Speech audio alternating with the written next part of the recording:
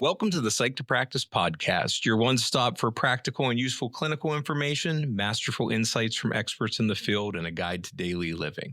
Thank you for joining us. And Paul and I are excited today to do a Masters in Practice episode with someone I had met at a conference, Dr. Drea, who, gosh, the content that she brought was awesome today. It truly was. It's so interesting. So we had an opportunity to talk about the importance of storytelling and utilizing media as a form of creating engagement and connection with our clients.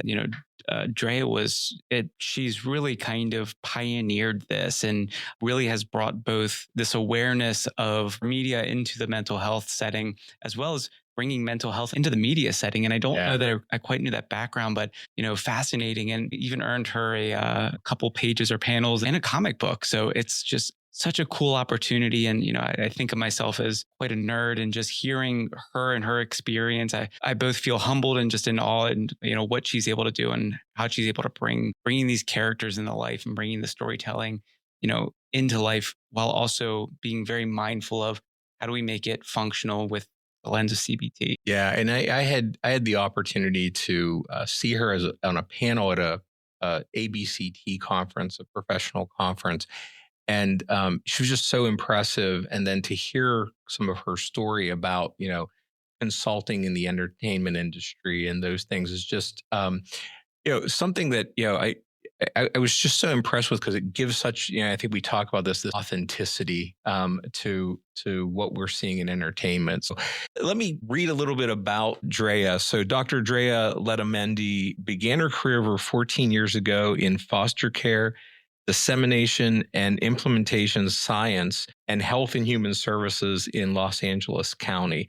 She currently provides consultation and training for university officials, law enforcement, public service workers, and mental health professionals in the areas of psychological resilience, trauma-informed care, and suicide prevention. In her private consulting practice, she leans into storytelling as an engagement tool and has partnered with gaming, television, and film companies as a consultant for Marvel, Disney, Warner Brothers, Entertainment, Lionsgate, and many others. So she comes with just incredible experience. It was such a cool opportunity to talk to her, and hearing the encouragement of, being in a space where there really wasn't a pathway that's carved. She even kind of references this a bit of she almost, falls into some tropes and is creating tropes as she's going through with her own experience. And it's really needing to kind of carve this path. And, now here years later, being able to really kind of encourage other clinicians. And so we were so grateful that she was able to come onto the show and share this, and hoping that it can really connect with you and inspire you to be able to really kind of take a look at what is it that you're wanting to do, and, how to really push the envelope of, just because it hasn't been done before doesn't mean it's not worth doing. For those of you listening, join us on social media. I'd love to hear from you on your take on some different storytelling and media, and also maybe some ideas of how you integrate this kind of content in your practice. And with that, we hope you enjoy this Masters in Practice episode, Storytellers, using pop culture stories to foster real narratives of resilience.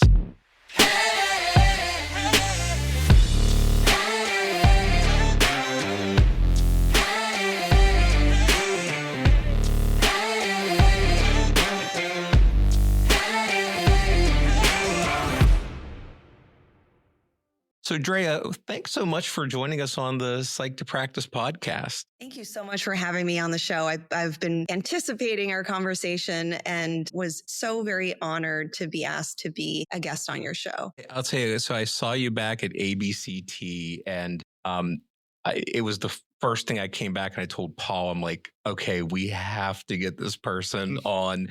And only because I think, I don't know, I sat there and said, you kind of have the career I think every psychologist wants, with all this stuff in the media and doing your practice. And so I'm really excited to kind of hear, kind of more about what you do and how you use pop culture and things in your work. So we always start out, we like to kind of have our guests get an understanding about who our listeners to get an understanding who our guests are. So can you tell us a little bit about your origin story into psychology, and then how you got into using stories in pop culture in your work. I love that you call it an origin story. I think this is such a wonderful mechanic to use when we get to know each other, especially when we're talking about psych careers, because there's no one size fits all, right? We're all on different journeys. And I think the first thing that I'd say about my origin story and where I ended up is that I had no idea. I mean, I honestly didn't have a lot of information and role models and ideas about what it would like to be a psychologist. And I think that has a lot to do with being a first gen college student and not knowing a lot of folks who went to grad school and not seeing a lot of folks who shared my background in those kinds of positions and those kinds of visible roles. But I will say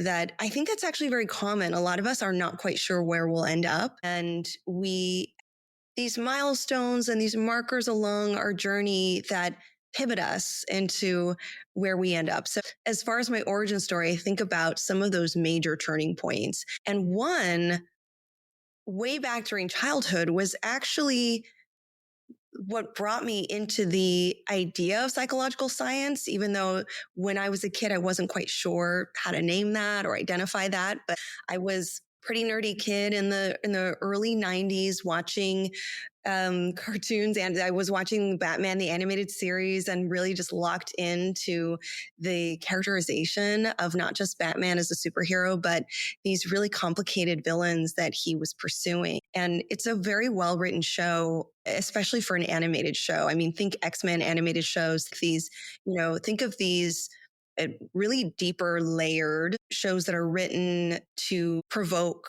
a lot of emotions, even for children. And that it's interesting because things started probably well before I understood it. Things started as I was this young nerdy kid reading comics and watching this Batman series and starting to realize that I was really interested in how the mind works and how people end up doing what they're doing. And I started college with this idea first to be a computer scientist, actually. I thought maybe that would be a good career. And I early in my first year of college discovered it's just the problem solving. It's just the mystery. It's it's not so much the math and the mechanics of computer science that got me interested. And so I pivoted into psychology and realized, kind of turned me back on track, to so to speak, right? Right. Where I started to think again about how human behavior works and how we can build empathy and understanding for each other. And that was a very important time for me to recognize that I wanted to go into psychological science. And I made some decisions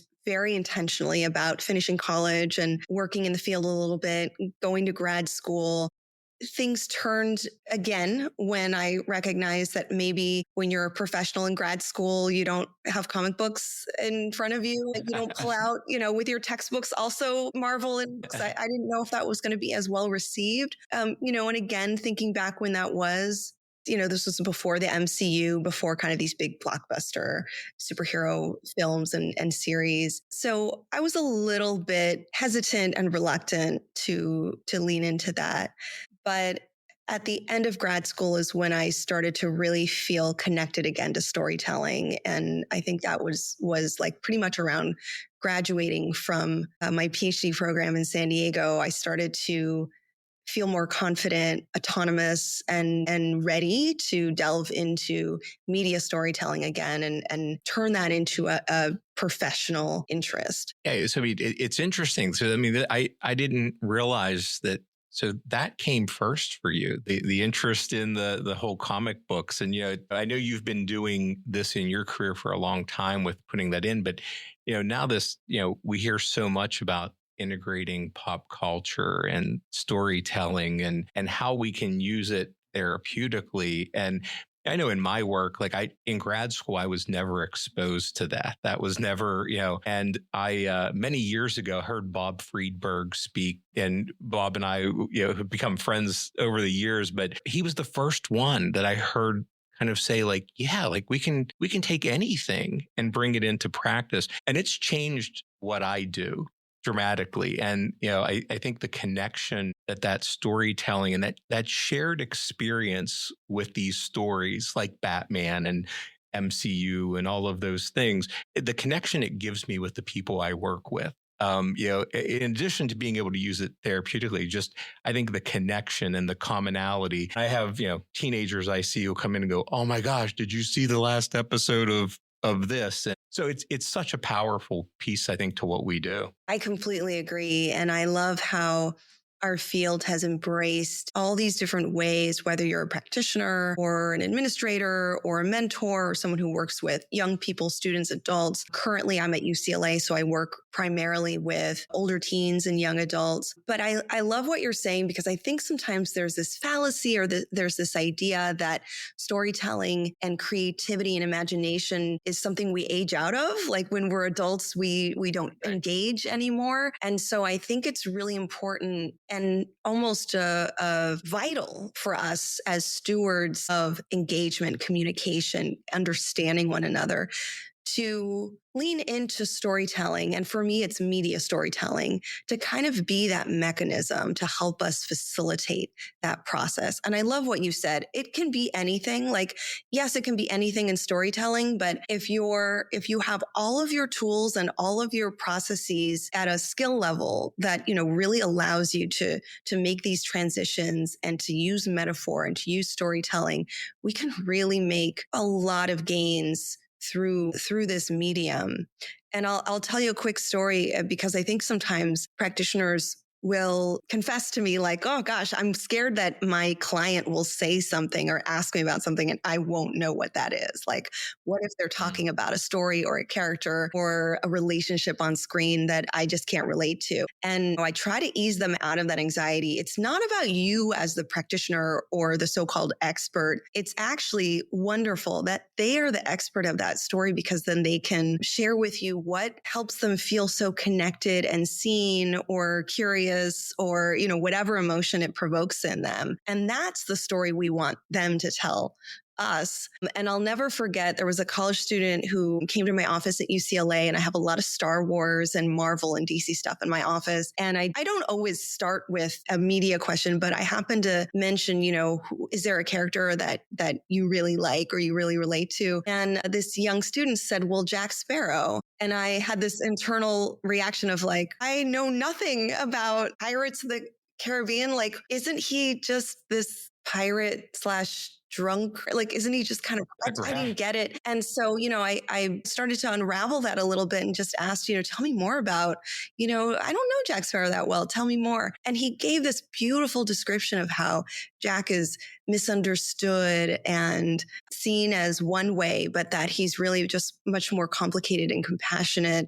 And if you get past that kind of like rough exterior, there's someone there who's really delightful. And I learned a lot that day about my client, but also about a story that I kind of dismissed. So I think too, as practitioners, we learn a lot ourselves as we engage with media with our clients. I love that opportunity for connection. So the excitement when you do know a character, as well as the beauty of when someone's able to share that story. And in some ways, I almost like to hear their interpretation, even of a character that I know, because my interpretation might only be informed by my experience, but they might then be pulling out pieces. And, Peter Parker is one of my favorite characters. And they were talking about a specific aspect for Peter Parker that really never crossed my mind before. And so here I am, I feel like, absolutely adore Spider-Man. And even, talking about some of the actors and like, but like this facet of Peter Parker is so, so connective to me as, just the down to earthness, the intentional way that he interacts and engages with people in his community. And, here I am thinking about him more as a student or more as, the superhero. And they were really talking about, no, it's the friendly neighborhood part of Peter Parker that really connected with them. And so even hearing the different versions of the characters we are familiar with. And I guess in talking so much about the impact that media has, the impact that pop culture has, I'm curious, what do you think is the role of media literacy and media engagement for practitioners? And, how can they really use that to help form this bridge or opportunity for connection with those that they serve? I certainly believe that anything a practitioner can do to study media literacy or just to become more aware of media literacy is really important, because their clients are consumers of something, right? podcasts, TV, film, social media, news media. It's really ubiquitous. And I mean, I hate to call it this. It's almost a responsibility of ours. I think we carry a lot of responsibilities. And one is to just kind of be aware of the zeitgeist and take the time to understand what our communities, especially the ones we're working with, are engaged with. So and that's a very broad thing to say, but I think that's one level to consider, in what ways can you get more involved simply as a consumer yourself. But media literacy specifically for psychologists is an understanding we have. It's our ability to access and analyze media messages. And again, I use entertainment media. So I think, you've probably talked to folks on your show or have colleagues who work with news media and, other types of media messages. But specifically, I specialize in entertainment media messages, storytelling, but our ability to, reflect, to create our own stories and even to take action from that power of information and that communication is a very important skill that I think we could have as practitioners. And then our clients too, they're going to have their own level of media literacy and bring that sometimes into the space. Media engagement is a slightly different concept. This is the type of media literacy that involves how it is that we connect to fictional media. So how are we relating to the storytelling or the characters, the narrative? And how does that change our behavior? How does that affect an outcome? I think of many different shows, 13 Reasons Why. I think of even, the Penguin, which we talked about, a recent, very serious DC series, a dramatic series that's on HBO. Euphoria, some of the series that younger folks might be watching. But something that's really interesting to me around media engagement and psychology is that it's not a one-way transaction, right? I think there's this idea that, well, they're just watching it or they're forming a parasocial relationship. I call it a mediated relationship with the other. And I think we need to deepen that complexity in that relationship, right? Yes, we know that, Joey from Friends is not a real person, although a lot of people feel super connected to that character or to one of the characters from Friends. In fact, there's psychology research around the show Friends and people's relationships with their parasocial relationships with them. But there's another dynamic happening, which is often found in second screen behavior. Second screen behavior is what happens secondary to that first engagement. So, I don't know about you, but I will sometimes hop on my phone and look up a word or look up a character or where have I seen that actor before? And I'll use my phone to Google search. Sometimes I'll post something on social media. And young people especially engage in second screen behavior because they're impacted by something they see on screen. Following 13 Reasons Why, there was a surge in calls to the National Suicide Helpline, ostensibly because that was the topic of the show. The same thing happened when there was an R&B song about the National Suicide Helpline. Those calls went up. So there's an interesting way in which we can respect and be curious about how media does impact our behavior and our clients. And I'm sure we'll get to this as well. But what I do involves that secondary relationship too. I feel it is important to be involved in how the storytelling ends up on the screen and whether we as psychologists are a part of that media engagement, that media literacy, which can be, I think, something that is newer to our field, but something that I think can be really critical to uphold some of our ethical and professional responsibilities. I love the way you describe the different ways that it can connect. And I'm curious in your work, especially with the storytelling and the entertainment, being able to talk about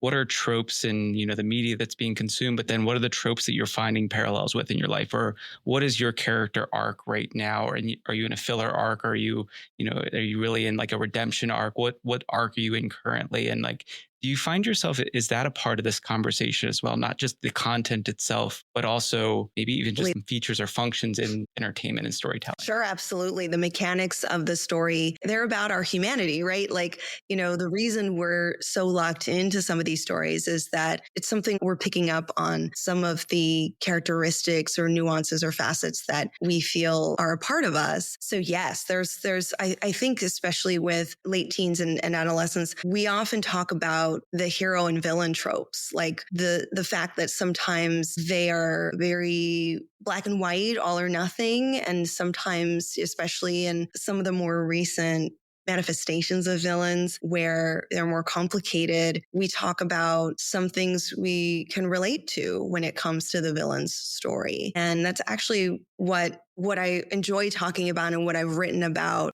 in psychology articles is the fact that we really are drawn to villains, and we're particularly curious about villains, I think, because we're flawed and we have setbacks and we have intrusive thoughts and we have some negative emotions. And that's just what makes us complicated humans. And not to kind of, there's a mindfulness about this, right? Not to kind of dismiss those parts of ourselves, but to welcome some of those so-called bad parts and then be curious about it. Where does that come from? And how much of that is can be a part of who you are? And how, going back to your question, how am I relating those characteristics to some of the villains or some of the gray heroes that we're following in some of these stories? And ultimately, I think the benefit of doing that with clients is furthering, deepening their understanding about their whole selves. And as you mentioned, the mechanics of the storytelling kind of gives us a bit of a roadmap or,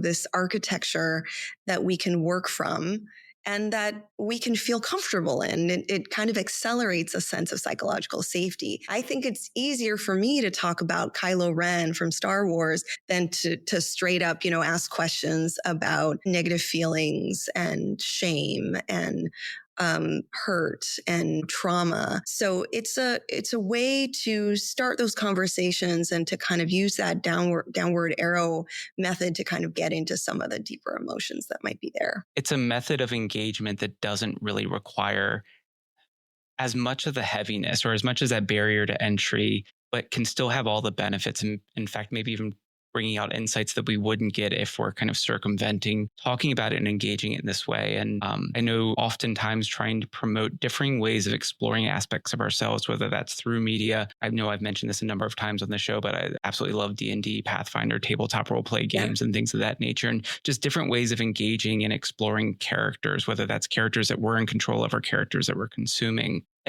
I am curious how we can use mediated storytelling. And if I'm correct in understanding, mediated storytelling is being able to take aspects of these characters and of these stories and being able to pulling them into the session and working with them with our clients. And with these different methods, like how can practitioners use mediated storytelling when they're working with clients? And like, what are the different aspects or the different ways that you view that being used and being most effective? I think that, I want to reduce and ease any anxiety that any practitioner might feel not having done this before. Like, I think we've drilled this down, but as of to my understanding as of today, it's not as if you get any certification in mediated others in therapy. Like this, I want to be really clear about that because I use CBT and other evidence-based practices a lot. You just mentioned Batman, and I kind of had to hold my tongue because Batman is the best, I think, one of the best characters to use for CBT, given the utility belt, i.e. the toolbox, right? The utility belt, all these different devices and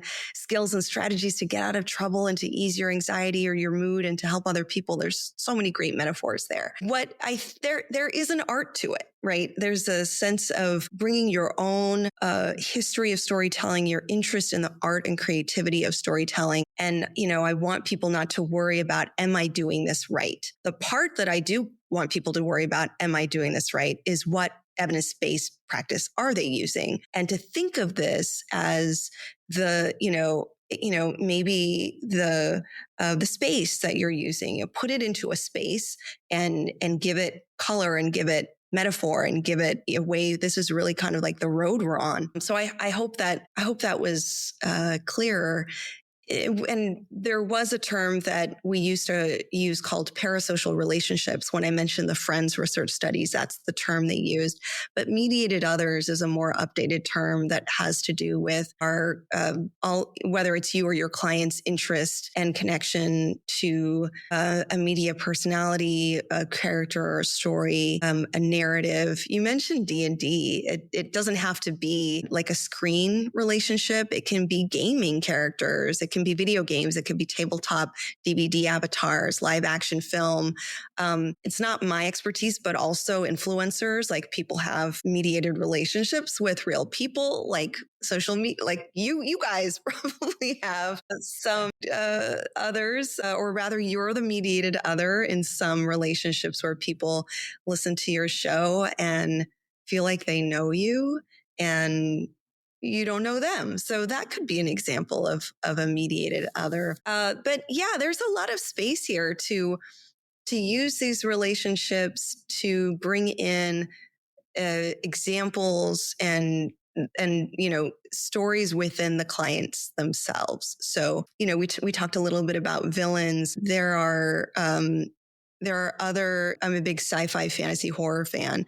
So like what sometimes we'll do is, we'll talk about maybe something we've seen recently or something that the client has really been a huge fan of. If they have a tattoo of their fandom or have been to conventions or cosplay as this character, let me tell you, there's something emotionally connecting about that story or that character. And we can talk about like, what is it about that character that you can relate to? Or was it about the time in your life when you encountered this story? And that's why that story is important to you.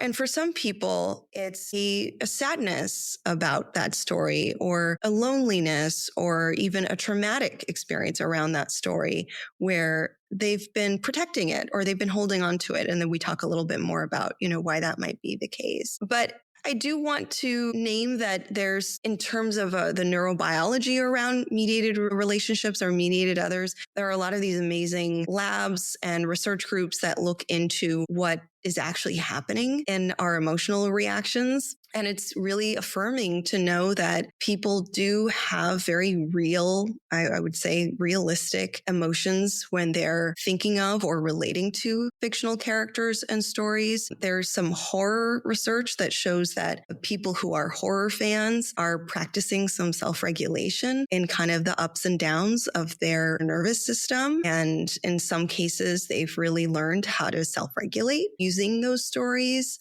And when I've thought about some of the most difficult times for myself or my clients, I'm thinking about COVID, for instance. There was a lot of storytelling that we related to that helped us bring some really heavy topics into the room, whether it be racial trauma, loss and death, grief. There were a lot of really heavy themes that came up for a lot of us during that first year of the COVID lockdown for a number of reasons, an intersection of crises that a lot of us were experiencing. And for me, it was really mediated stories that helped us come together for some commonality, for putting words to the really difficult feelings that we were experiencing.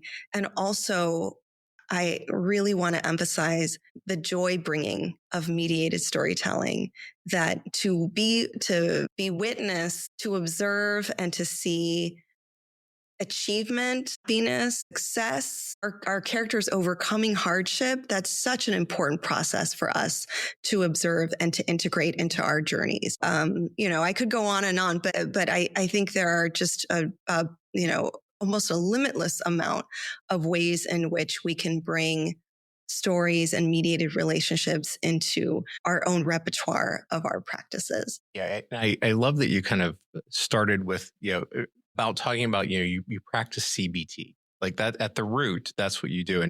And we often, we've probably said this probably 100 times on our show. We always go back to, Tim Beck making a comment. You tell me what you're doing and I'll tell you how it's CBT. Yeah. And, this idea that, I think the misunderstanding that practitioners have is, we're not just talking about entertainment. We're not talking about our favorite shows. It's always linking back to that that root of CBT. How do we use it therapeutically? And, and it takes it in a way, I was talking about this topic at a workshop, and somebody said, you mean you just talk about like TV shows and movies? And yeah, but no, we do it with intentionality. We do it with purpose. And, and it's interesting. I mean, going back to you had started with saying you ask people, I guess maybe in the first interview, like, what character do you connect with? What a powerful way to get in somebody's world in a safe way as well. Like I see kids and teens, and I use a very similar question. And kids who didn't talk to other therapists, they will talk for an hour about who they're into. And, it's that, I think, the curiosity of how does it connect to them and how does it connect to their decision making and maybe their hopes of who they want to be like. Like, I mean, there's so many different ways we can take it, but it's, I often say, like, it's how do we then tie it back to the science? It is that I think it's where art and science meets really well in our work. So I appreciate you kind of starting what you're saying about like really tying it back to CBT, because it's something we share often in our talks here as well. So I want to kind of maybe take a little shift. So, we're talking about your clinical work, but one of the other things that intrigued me when I heard you speak was some of your kind of industry and technical consultation work that you do and,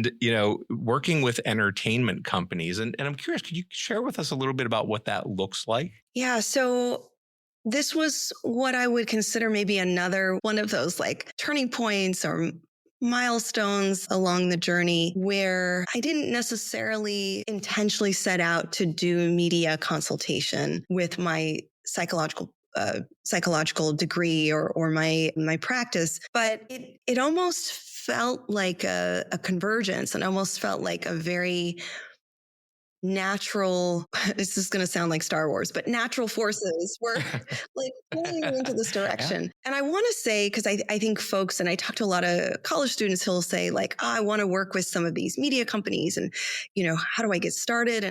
And look, I'll always start with, well, I will recommend that you look into psychological science, a master's degree, a PhD, a PsyD, something that gives you, the skills. So fundamentally, this doesn't just happen. I wish I could say that psychological consultation is just something I'm good at, but no, I had to study to become a scientist practitioner and to understand, all the things that you and your listeners studied and trained so hard to become experts in. So I'll always start there, that it's really the expertise that is first and foremost, and it's being incredibly responsible to the discipline in the field and to take it very seriously. Now, the stories themselves, whether they're animated shows or scripts or characters in films or commentaries, they may seem very lighthearted, but it is a very serious process. I started out more on the sort of behind the scenes where writers and creators were reaching out to me at conventions. So you mentioned, I think early in this interview, some of the work that I do. I started probably around the time that I graduated from grad school, going to the comic conventions. And as I mentioned in my origin story, becoming a little bit more confident in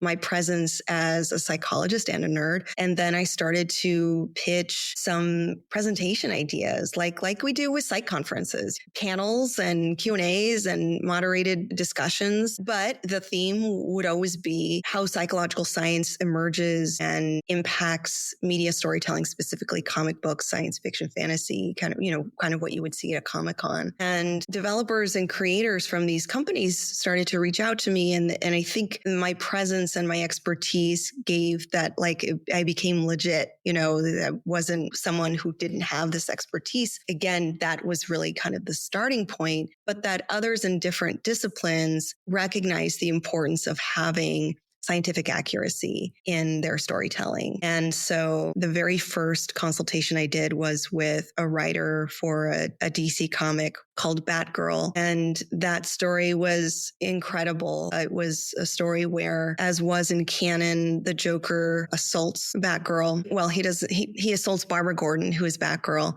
and she experiences both physical and psychological trauma And the writer, Gail Simone, wrote to me, and we had some exchanges about how trauma emerges, appears, and what does this look like for a young woman who is smart and confident and who's a superhero, and what would we see? And I really wanted to humanize the story, and there were some interesting questions. What does a therapy room look like? Wait, are y'all wearing lab coats? Are you lying down? Are you sitting up? And 2011, 2012, mental health literacy looked a little different than it does now in 2025. So these were great questions. And I was very enthusiastic to portray our work in a way that had dignity and honor, but also stay true to the story that this writer was creating. Ultimately, and I could not have planned this. I had no idea she would do this, but she ended up putting a character in this DC comic that was Batgirl's therapist. And this character was a psychologist named after me and was drawn to look like me. And there were a few pages in which my name is on the office door to this practitioner. And I share this story because it is one of the first professional consultations that I did, but it was also a full circle moment that Batman and Batman stories brought me into a field that I cared about and that I could sincerely feel I belonged in.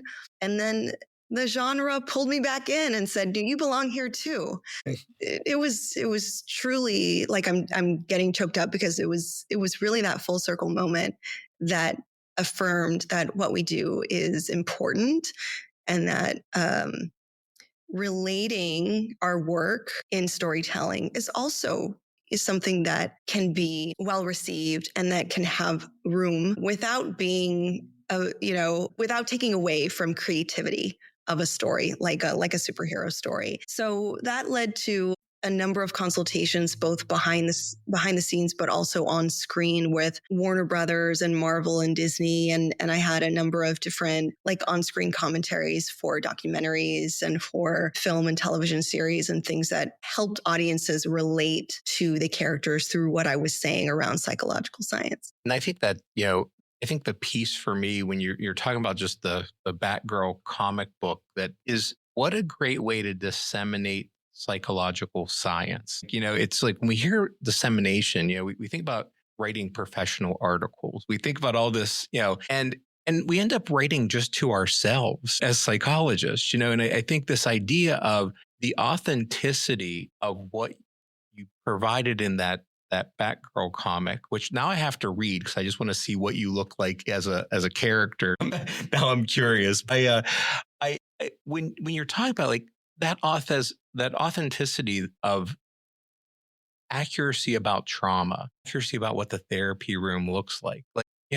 There's such a power, I think, in that. And I think it's, I often say, I think this is what psychology and mental health missed for many years. If we're going to really disseminate and decrease people's concerns and questions about it, we have to give it in a different way. You look at some of these old shows that where you could tell they didn't have a psychologist on staff for what therapy looks like. It was where you kind of go I wouldn't want to go into a therapy room that looked like that, But so I love the fact. So is that, is that how you view this as well? This is a new way of disseminating psychological science. When we met each other at ABCT, I think it had been 10 years since I had been to that specific convention. Wow. I would say for some time, and obviously I'll go to psych conventions and conferences.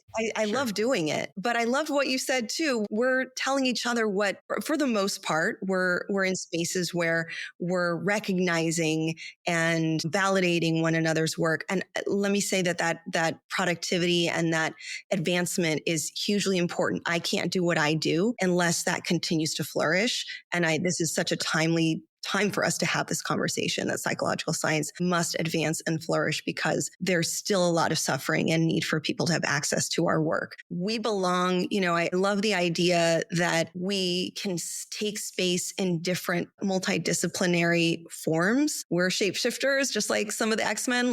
We can do that if we have the access and ability. And so I forewent, I decided I'm going to stop attending some, the APAs and the ADAs ABCs and the ABCTs, and I'm going to go to WonderCon and New York Comic Con and San Diego Comic Con and some of these pop culture places to talk about psychological science. And you're right, this is disseminating this work. This is destigmatizing mental health experiences and conditions. This is public health education. And it's also great for the discipline because so many young people come up to me and they say, wait, you're a clinical psychologist. How do I do that? What do I study? What do I need to do? And so I also think it helps folks who might be underserved or first gen or don't have access to the psych conferences to see us in these different spaces and become, aware of that opportunity for themselves and to be curious about entering the field. And truly, hearing your work is reciprocal in the way that you're working to bring media into the therapy room and working to bring the therapy room into the media and really making it as accurate as possible. As you were sharing that story with the comic book, I couldn't help but think about how fiction breaking a bad portrayal of mental health care or a clinician is in media, and how my wife would be the first to say, oh, that wouldn't happen, or that would never kind of fly. And the value of bringing accuracy in to both your points of giving potential clients just that insight of, oh, this is really what it can look like. This is what it can be. This is what I can expect walking in. And it can really help maybe taking away some of that fear that comes along with the unknown. And, quite literally having an office and a clinician depicted in this graphic novel as that, a means of encouraging others potentially to go and seek support, if they've been the victim of really any traumatic experiences in the same way Barbara Gordon was. And I absolutely love that. And I want to jump back to something you shared earlier, and it was your comment about Batman being one of your favorite characters when it comes to relating to CBT, and here also in general. But I'm curious, are there any other characters or fandoms or even kind of media that you think really have such significant value in bringing into the therapy setting and being able to use it as, in the same way Batman with being a detective and looking for evidence, his utility belt, the resourcefulness, the being just a person? What are some of those other characters that you think have a lot of legs when it comes to CBT and integration into the therapy setting? Let's give Marvel a little love. I often use Marvel characters to talk about some of our experiences as humans. A couple come to mind. Some are fresh because on our podcast, we covered a whole season of X-Men, and it allowed us to really take some time to talk about identity development and a sense of belonging and how important it is to feel validated and loved and affirmed as your authentic self. And the X-Men give us some space to gently and safely talk about what it's like to not fit in and to feel like society is oppressing you or excluding you or persecuting you. And togetherness and community building and civic action becomes incredibly important for that group of community members. And it's so interesting because when we covered the X-Men on the show, there's just it's a real wonderful journey because and by the way, the X-Men have a 90s show, but they also have a more recent show on Disney that is fantastic. It's X-Men 90. Highly recommend folks watch it on Disney Plus if they haven't already seen it. But both the 90s version and the more modern version are so true to the comics, which helps us really take some time to sit with and relate to thwarted belongingness and finding ways that we can fit in together, and also very storytelling about oppressive societies and what it's like to be in those societies. Not all X-Men are the same, right?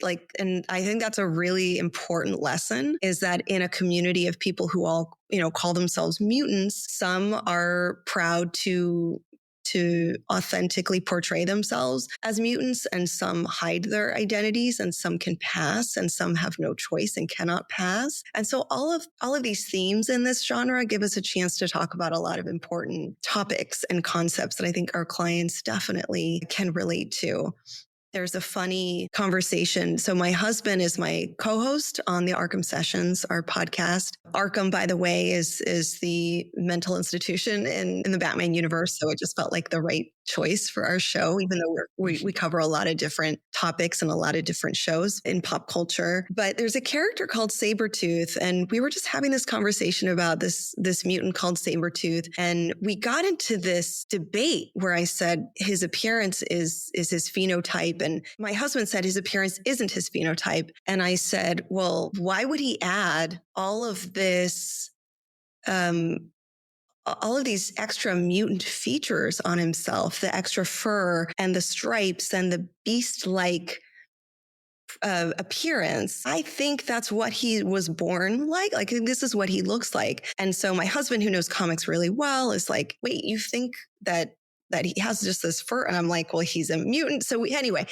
you kind of have to listen to the show. But what that led us to understand is that, gosh, I was really misunderstanding this character, and I couldn't wrap my head around someone who would be so proud about their identity that they would emphasize and augment and be boldly who they are, and which is what Sabretooth was doing. He didn't hide his mutant features. He didn't try to pass. He was like, I am who I am, and I'm going to wear clothes that make no mistake. This is who I am. And so, yeah, I mean, we had a conversation about what does that mean for me? When am I backgrounding features as a mixed race woman in a professional setting? Like, what is that like for me? And it ended up being a conversation that a lot of people wrote to us about and responded to. And it all started with an animated series, like a cartoon, a superhero cartoon. Yeah. So we have lots of exchanges like that, where we start with something that seems trivial, but it leads to very personal recollection and reflection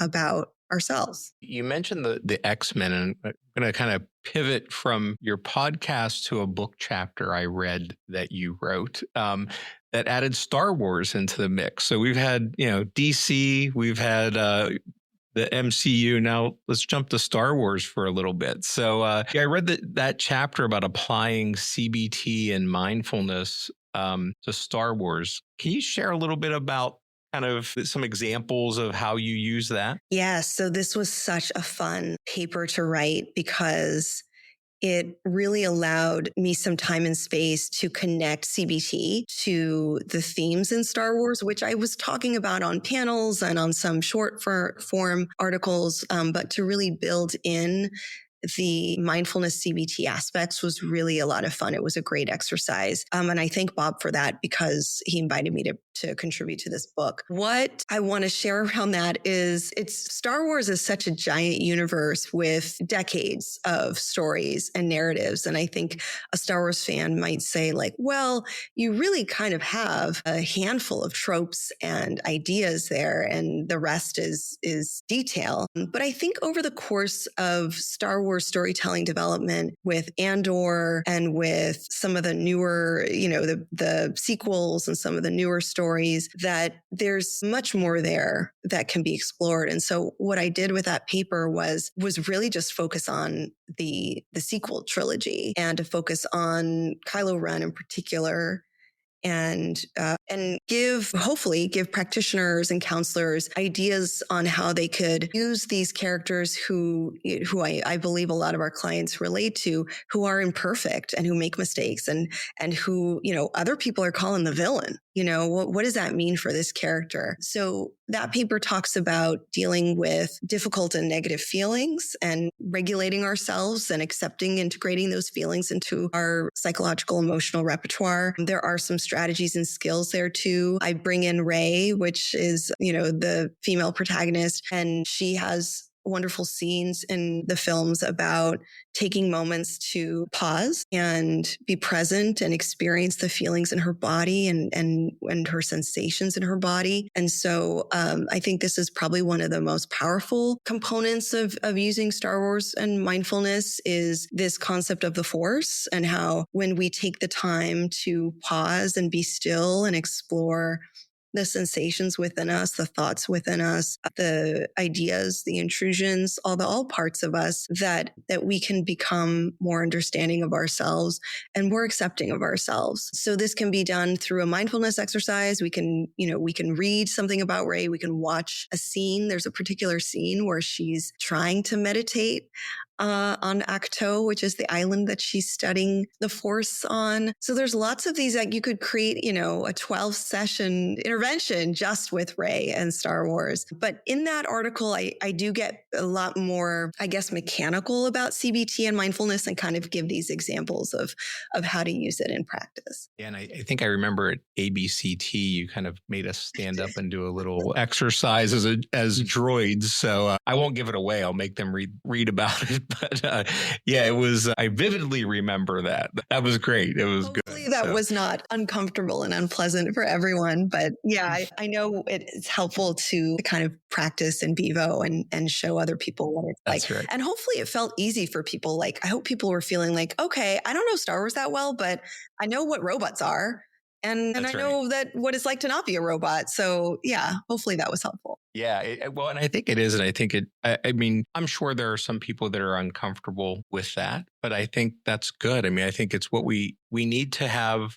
I tell everybody I see for therapy, like, I'm going to make you uncomfortable. Like we're going to do things that are uncomfortable. That's part of, I think, good exposure. And I think as clinicians, we need a little more of that in our life too. So I appreciate it. I've stole that idea. I've used it multiple times. So it was a great exposure for me. So, well, Drea, we have kept you for a while tonight. So we're going to kind of wrap up here a little bit, but I want to, with our guests, we like to kind of end with two questions. And gosh, I'm thinking this first one of like, if you could share one piece of media for our guests, whether it's book, movie, whatever, that you think they should kind of check out, what would it be? What can you narrow it to one that you would share with them? Gosh, that's hard for me because I'm a media psychologist. The first thing that comes to mind, though, is a show on Netflix called Adolescence. It is not a show that's been talked about and advertised widely. It's based in the UK. It's a limited series. So it's only 4 episodes. So it's not like you have to commit for too much, but it's a live action drama about an adolescent boy who gets charged with murder. And it sounds like one thing, but what it really does as a show is realistically expose themes involving misogyny, the manosphere, ideas about gender and youth and social media and parenting and social forces. There's so many different concepts for us, I think, as practitioners that we would feel this is a really important piece of media in the world right now. So that is the first thing that I don't want to give it away with like what happens, but I'll say that if you want something that is a serious deep dive into what we do and to see how it's portrayed in media. The 3rd episode involves a psychologist who assesses the young boy. And I thought they did a fantastic job.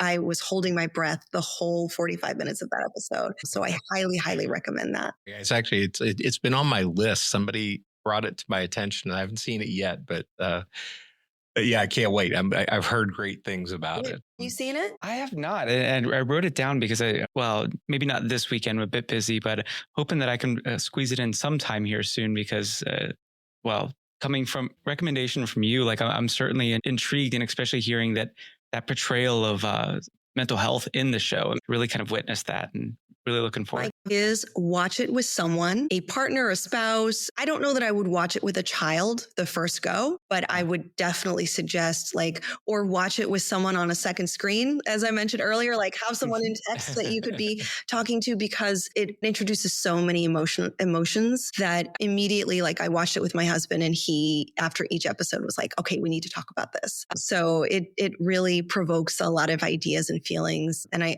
think it's such a well-written show. Yeah.